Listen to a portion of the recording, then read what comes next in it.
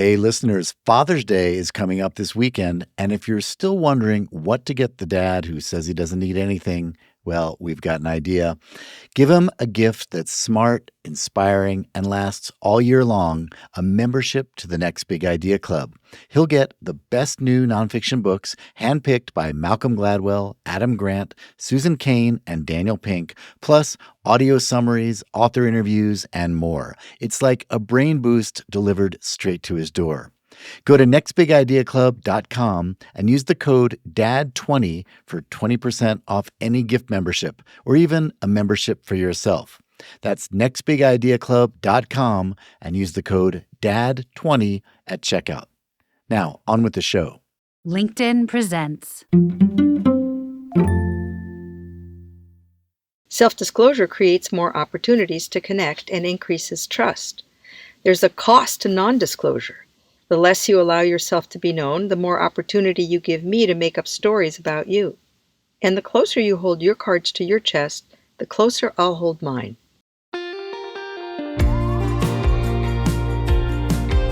Happy Friday. I'm Michael Kovnat, and this is the Next Big Idea Daily, quick life lessons from the best nonfiction. Now, I want you to think about the best relationships in your life, the ones where you can be completely yourself, speak honestly, and know the other person truly gets you. Now, imagine if you could build more relationships like that, at home, at work, anywhere. That's the promise of Connect, a book by Stanford professors Carole and David Bradford, based on their legendary course in emotional intelligence, affectionately known as Touchy-Feely. Turns out, deeper connection isn't some mysterious talent. It's a learnable skill. And Carole is here to teach us how, starting with 5 key insights coming up after this quick break.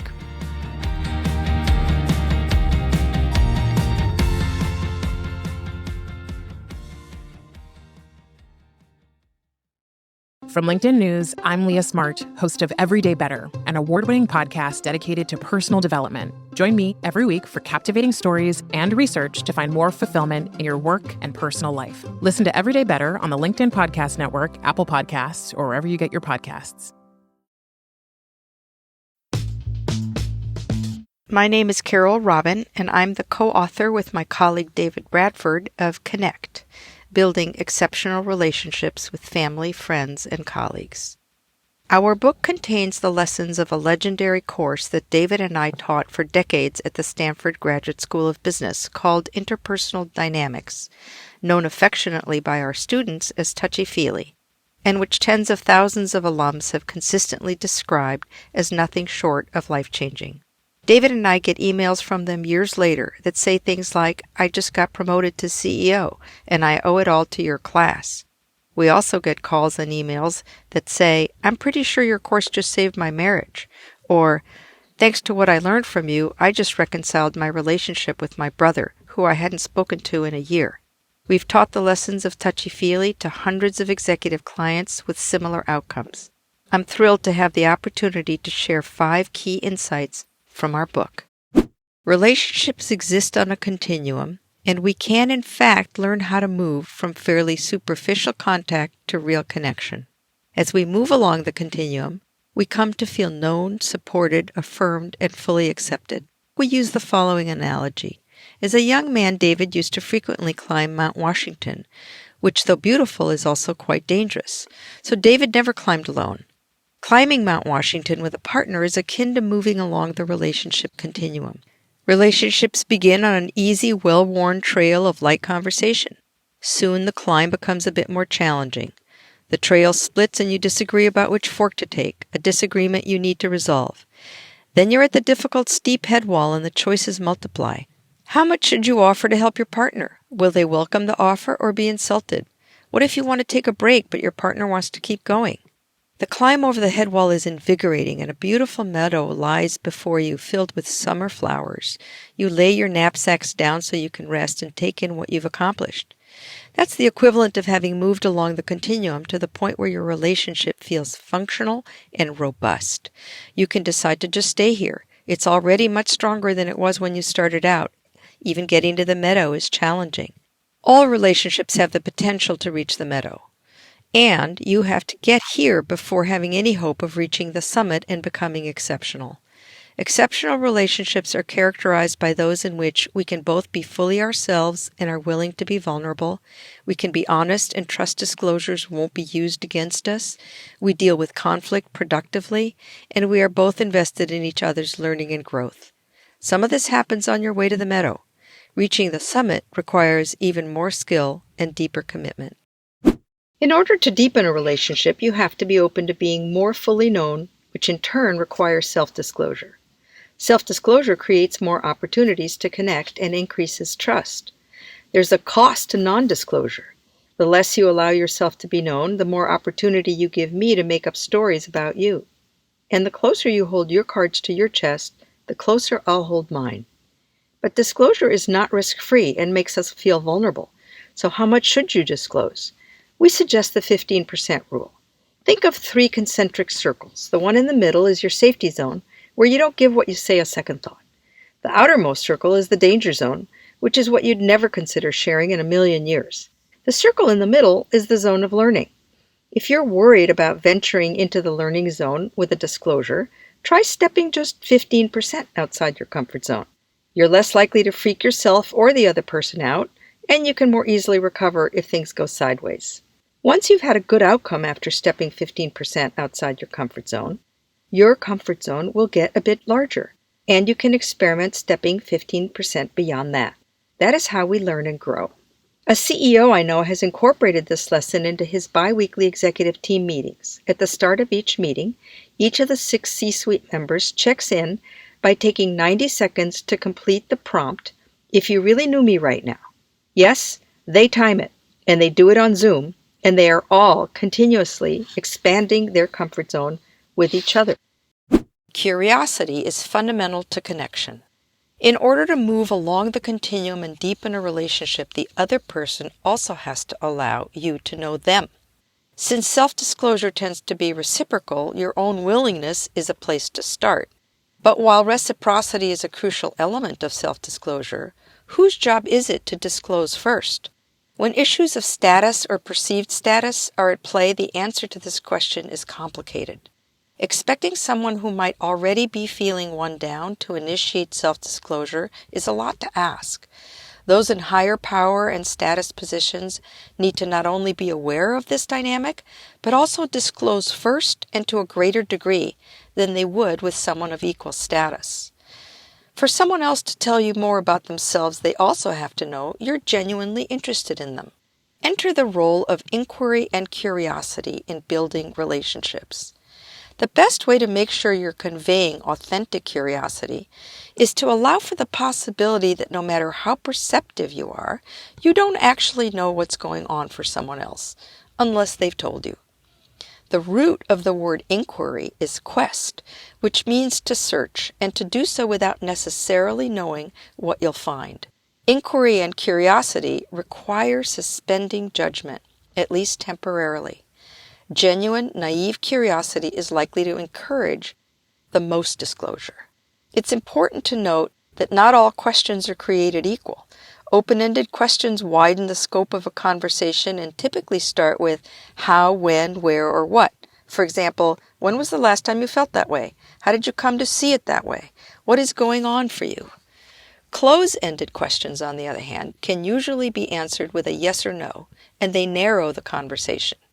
They can also be experienced as intrusive and judgmental. For example, don't you think you're overreacting?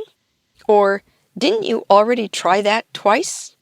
One last point about questions. When a question begins with the word why, it carries an implicit request for justification. For example, why did you do that?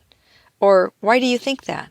In general, when inviting someone else to be more known, it's a good idea to stay away from why questions. What is upsetting you works better than why are you so upset? Feelings play a critical role in building relationships. There's a reason the course on which the book is based is known as Touchy-Feely. Feelings give meaning to facts. Again, feelings give meaning to facts. If you tell me that you went white water rafting, that's a fact. If you tell me you went white water rafting and it was exhilarating, I've learned more about you. And if you tell me you went white water rafting and it was terrifying, I've learned something entirely different about you. Feelings also indicate the intensity of an experience. For example, I might have done something that left you feeling mildly annoyed, upset, angry, or furious.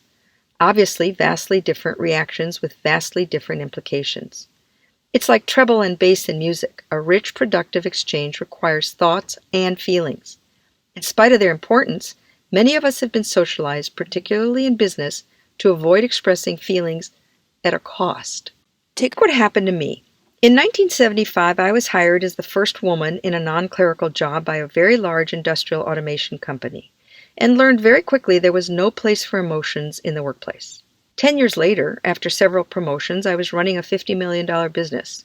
When at a management offsite with my team, I got a tad choked up as I passionately spoke about what we could achieve if we all pulled together. I was met with stunned silence. One of the managers who worked for me looked at me and said, "Wow, looks like you're human after all." And then I really did burst out crying. "You don't think I'm human?" What followed was one of the most genuine and rewarding business conversations of my career, in which a lot of feelings were expressed. We realized we'd been leaving half of ourselves, perhaps the most important half, in the parking lot. That was the moment we became an unstoppable team, and I became a leader. Had this happened earlier on the job, when I had less credibility, confidence, or power, the outcome would probably have not been as good. However, by the time of that offsite, I had internalized a message that had long ceased to serve me. Emotions aren't only delegitimized in business. We're bombarded with shouldn'ts from a young age. You shouldn't be mad at your baby brother, even if you no longer get as much attention. You shouldn't be hurt. She didn't mean it. You shouldn't feel sad. This too shall pass. After a while, we have trouble accessing or identifying feelings at all. Feedback builds stronger relationships. Whether the feedback is on strengths to leverage or on ways to improve, when well given, it's data, and therefore always a gift. Admittedly, when it comes to constructive feedback, sometimes the wrapping is so ugly it's hard to know there's a gift in there. But if I'm doing something that's problematic or detrimental to our relationship, our team, or our family, and you don't say anything, you're not only keeping me in the dark, but also colluding with my continued behavior. If we're going to move toward a richer, more meaningful relationship, we have to believe that we are both better off if I know when I'm doing something that's upsetting you. Many people have experienced poor outcomes with feedback because giving feedback is a skill that few people know how to do well, since most people don't understand the concept of the three realities and the net. In any interaction between two people, there are three realities. Reality number 1 includes your motives and intent. Reality number 2 is your behavior, what you say and do, and the only reality initially known to both of us. And reality number 3 is the impact of your behavior on me. Now imagine a metaphorical net between your reality number 1, your motives and intent, and your behavior, reality number 2. Here's how this works. Years ago, my husband would come home from a long day at the office and settle in to read the paper. I'd launch into a lengthy conversation. He would grunt and make no eye contact in response. That's reality number 2. If we were all watching a video, we'd agree that's what happened. I'd respond with, "You're not listening," which of course is over the net because I'm not in his head. He'd respond by saying he was, while continuing to read the paper. I'd say he wasn't, and we'd get nowhere. I'd then escalate with, "I feel you don't care," which attributes a motive and is not a feeling at all. Again, way over the net since I am making up things about his reality. That only made him defensive. "Of course I care," he'd respond. Again, we got nowhere. The logjam broke when I learned to say, "Honey, when I'm speaking and you respond with a grunt and no eye contact, I don't feel heard. And when I don't feel heard, I feel sad and distanced." Notice how I stuck with the two realities I knew, his behavior and its impact on me.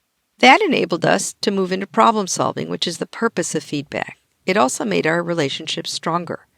I realized he needed time to unwind, and he realized that I was starved for adult interaction, since I was home with a baby and a toddler at the time. He wanted a half hour to decompress. I wanted his undivided attention within 5 minutes of his getting home. We settled on 15.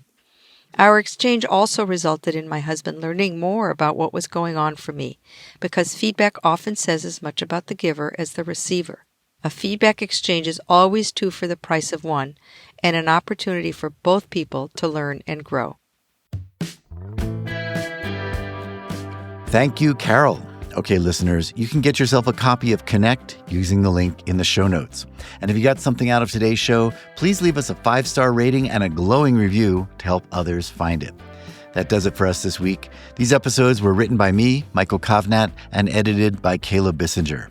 The Next Big Idea Daily is part of the LinkedIn Podcast Network. We'll see you Monday.